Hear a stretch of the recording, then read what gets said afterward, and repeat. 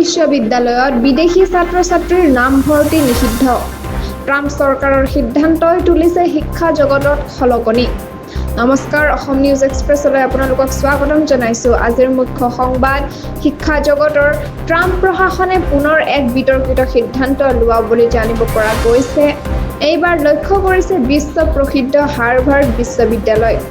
আমেৰিকাৰ গৃহ নিৰাপত্তা বিভাগে পঠোৱা এখন পত্ৰৰ মাধ্যমে জনোৱা হৈছে যে হাৰ্ভাৰ্ড বিশ্ববিদ্যালয়ৰ ছাত্ৰ আৰু এক্সচেঞ্জ ভিজিটৰ প্ৰগ্ৰেম অৰ্থাৎ SEVP প্ৰমাণপত্ৰ তৎক্ষণাত বাতিল কৰা হৈছে।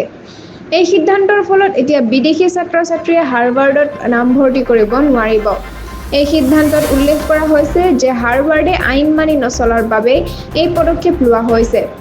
সামাজিক মাধ্যমত ট্ৰাম্পৰ গৃহ সচিবে এই সিদ্ধান্তৰ পৃষ্ঠপোষকতা কৰি কয় যে বিদেশী ছাত্ৰ-ছাত্ৰীৰ পৰা অধিক টিউচন মাচুল লোৱাৰ সুবিধা বিশ্ববিদ্যালয়ৰ বাবে কেৱল এটা ব্যৱসায়িক কৌশল।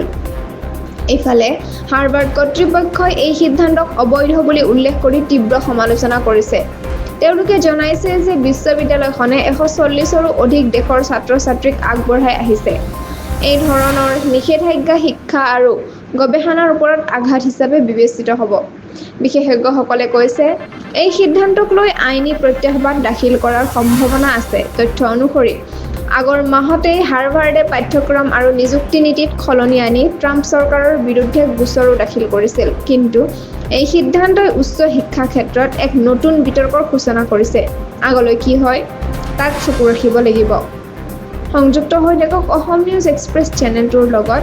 চেনেলটো লাইক, কমেণ্ট, শ্বেয়াৰ, ছাবস্ক্ৰাইব কৰিবলৈ নাপাহৰিব। লগতে কাষতে থকা বেল আইকনটো দবাবলৈ নাপাহৰিব। ধন্যবাদ।